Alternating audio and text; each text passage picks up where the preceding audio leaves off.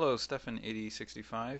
I saw your video, Two Fatty Chunks, and you raised some great questions. I thought I'd like to address some of them. Um, my name is Paul, by the way. Uh, Paul Doman and Fatty Chunks have already given responses which I think are really quite excellent, but I just wanted to expand on a few other of the other questions you had asked, just a little bit. So, uh, the first thing I want to address here is the humans aren't animals thing that you said. You seem to have a problem with this, but it it's just a scientific technicality. It's just a matter of classification. When scientists say humans are animals, what they're really saying is that we are alive, but we're not plants, we're not ferns, we're not mushrooms, and we're not microscopic organisms. And that's, it's just a classification thing. It's not a pejorative, and it's not meant to suggest that our value is equal of animals. It doesn't deny our intelligence or our different abilities with respect to emotion or anything like that. It doesn't say that scientists are not telling us to rip our clothes off and go live in caves, right? The fact that we're different is not something that scientists are really making a stand on, right? So it's just a technicality. So one question I would have for you is, why does this bother you so much? I've heard this before, and my suspicion is that someone has told you that scientists call humans animals as a means of, as a pejorative, or to try and degrade the value of human life. But you see, what you have to do is you have to question the person who's telling you this, because it just isn't the case. It's just a technicality. It's nothing more than that. Okay, then the second thing is, I just want to clarify something. You're making a bit of a little mistake here, in that you're saying you can't really embrace or really consider atheism, but then you conflate it with science. Basically, I just want to say that atheism and science are not the same thing. And I understand it's very common to correlate the two, but you have to understand, technically, the only reason why they're correlated is because some religions need to specifically deny science in order for their worldview to function. Other than that, science and atheism is not equal. This really isn't science's fault, because science didn't come out to try and pick a fight. Right? So then you ask the question of, where does the good in people come from? And that's a fair question, but I would posit to you that it does not actually come from the Bible. I know this probably sounds a little strange to you, and you might have a hard time, but you really have to put it to the test. I think if you put any objective test upon the morality or the goodness of atheists, I think you will find that atheists have no less capacity for good than believers at all. Right? You would assume that atheists somehow were further, from your worldview, I suppose, that we're further from God or from Jesus than believers, right? One way or another, and that somehow the goodness would be lesser in atheists. But I don't know. You could put any objective measure on it you want, and I don't think you just wouldn't find that to be the case. So, a little bit more concretely, you might claim that atheists don't have the Ten Commandments, and so there must be something wrong, but that doesn't stop an atheist from following the Golden Rule, and atheists do that. Here's a counter to that, though. uh, an atheist knows that rape, child pornography, pedophilia, and slavery is wrong, right? An atheist just knows this, or I mean, a good atheist, an atheist who's good, I suppose, knows these things. So the question I would have then is, how does a Christian know that these things are wrong? Which of the Ten Commandments do these immoral actions break? So, I mean, obviously Christians don't engage in, or good Christians don't engage in rape, child pornography, pedophilia, or slavery either. But where do they get their decision about those things from the Bible? I mean, well, I don't. It's not in the Ten Commandments. So I'm not an expert. Maybe I'm wrong about that, but I'm pretty sure the Ten Commandments just don't cover any of those things. So, if you want a Christian to, you know, take a good stand against those things, how does that differ, for example, from how an atheist sees those things? So, I really don't. I don't. I think it's a hard case to make, right? It may seem that like that superficially because atheists don't have the Ten Commandments, but atheists behave with morals that are somewhat similar to the Ten Commandments, anyways. That's sort of what I'm trying to say.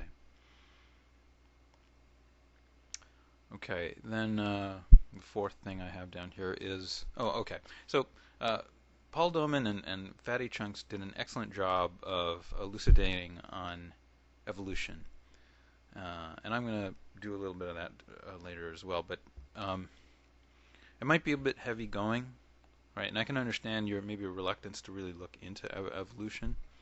But the thing is, you yourself have put forth intelligent design as an alternative to evolution. So if you don't want to really look into evolution, well, I think you should. But if you maybe find that a little bit onerous or time-consuming to do that, what I would say is that you don't really have an excuse at all to ignore the criticisms of intelligent design, because that's what you're pushing forward as your alternative. So let me just say that intelligent design is very problematic because it does not have any significant following by any significant number of scientists. So what happened? Accepting that for now, I'll come back to that. But so what happens is intelligent design is not a better kind of science. It's simply being used as an alternative to science. You see, so as someone who is pushing intelligent design as opposed to evolution, what you're really doing there is you're rejecting all of science, right? You're not just proposing a different scientific theory, because intelligent design really isn't science, right? So let me come back to why it isn't science now. So intelligent design is based on this book right here. This is Darwin's Black Box by a guy named Michael Behe. And I haven't read the book, but I've read parts of it, and I just have it for reference. Okay, so in this book, the two really main examples that sort of make his point, or that he's trying to, and where he's trying to make this point, are the indivisibility of something called the bacterioflagellum and the rigidity of the blood clotting system. So the bacterioflagellum is like a motor on the back of your bacteria that lets the bacteria move around or whatever. Anyway, so what he said is that a bacterioflagellum is such a complicated thing that it couldn't break down into smaller pieces. And if it can't break down into smaller pieces, then it can't have evolved. It's roughly his argument. But a direct examination of the bacterioflagellum in recent science showed that absolutely it breaks into two pieces. And one of them is easily identified as another existing kind of thing, which is a viral syringe. In other words, they found some viruses with exactly the same components as one of the parts of the bacterioflagellum once it was cut in those two pieces. So, I mean, whatever. That's one of the examples was just busted. And then the other one, the blood clotting system.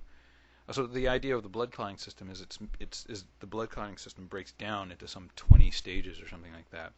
And his argument was that these 20 stages are all dependent on each other in a big chain, and you couldn't just evolve one of them. Or I mean, if you got rid of one or just a couple stages, that the whole thing would collapse. So you could never have evolved up to that point. That's sort of his argument in that case. However, in that case, although the argument seems compelling as a meta argument, it turns out to be just flat wrong. They did some experiments with they genetically weakened some lab rats, and made their blood clotting systems weaker, and the rats seemed to function perfectly well. They took maybe a little bit longer to clot their blood, but other than that, they worked just fine. In other words, the claim he makes in that example is just flat wrong. Right? It does break. You can break it down into fewer steps. It's just a little bit less successful of blood clotting, but it's actually a continuum, exactly as Darwin suggests. Okay. And so then I'm just going to touch. I'm not going to explain Darwin or evolution completely, and I want to take a little bit of a different approach with Darwin. So you suggested that Darwinism may lead to sort of social Darwinism or things like eugenics, as Paul Doman really nailed this, I think. But I mean, just in saying that these things are very different from evolution, right? So yeah, social Darwinism and eugenics are really just bankrupt social theories that have, they don't tell you how species were formed. It's just a different thing.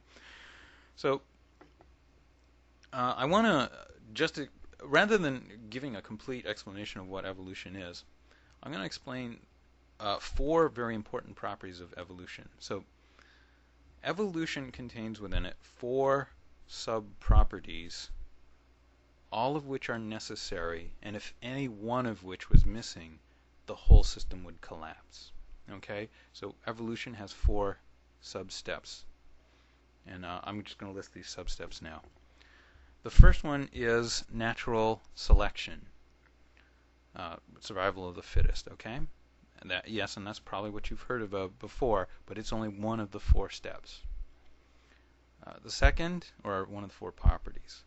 The second is semi-random mutation, right? That's every once in a while you have to sort of shuffle the cards or shuffle them a little bit of your genes to get some kinds of advantage, random advantages, or usually the mutations don't work out, but sometimes they do. You need some small rate of random mutation in order to get sort of maximal diversity. In any event, it's an important property. The third is a process of reproduction.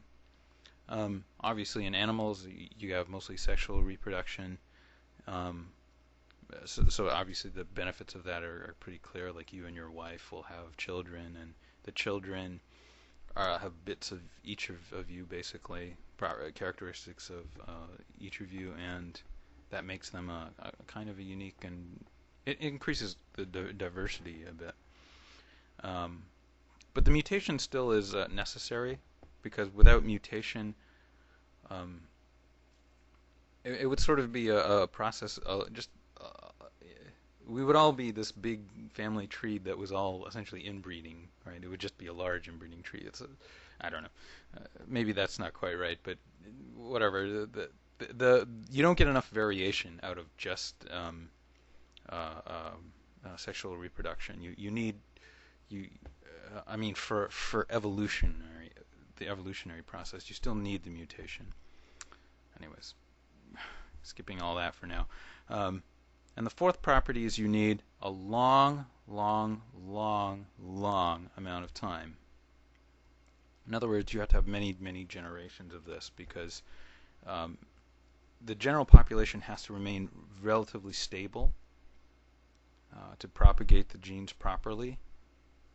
right? Which means the mutation rate has to be very low. Um, but you know, but then what you do is you just add time to that, and that gives you that sort of completes the picture and allows you to do all of evolution. So this is a very important, these four sub-steps. I'll just review them again. Natural selection, semi-random mutation, a process of reproduction, and a long, long, long amount of time. Um, so when people criticize evolution, usually what they do is they criticize one of those steps, right? So, for example, you were worried about social Darwinism or eugenics, or pushing someone out of the line at Walmart or something like that. That's only natural selection. You're ignoring the other three parts, right? So pushing some old lady out of the line in Walmart isn't evolution. That's I don't know. That's just being mean to some old lady, I guess, and it's not even natural selection. I don't think I think it's just silly, actually.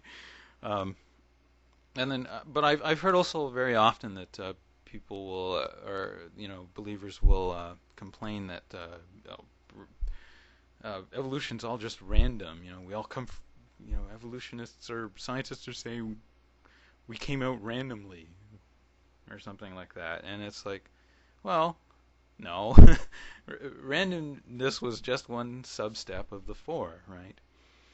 Um, and then obviously nobody questions reproduction, and then of course the long, long amount of time. I mean, obviously the believer, young Earth creationist kind of believers believe in around 10,000 years is the total lifespan of the Earth or something like that, and of course that's incompatible with evolution, which requires many hundreds of millions, maybe up to a billion years of time in order to evolve. So evolution is all four of those things simultaneously. That's the key point, really. Um,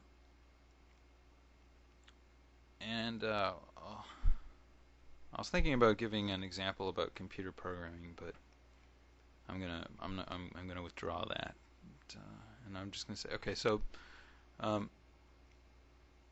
if you have more questions, obviously I'd very much like to hear them. But these are just sort of my take on these ideas.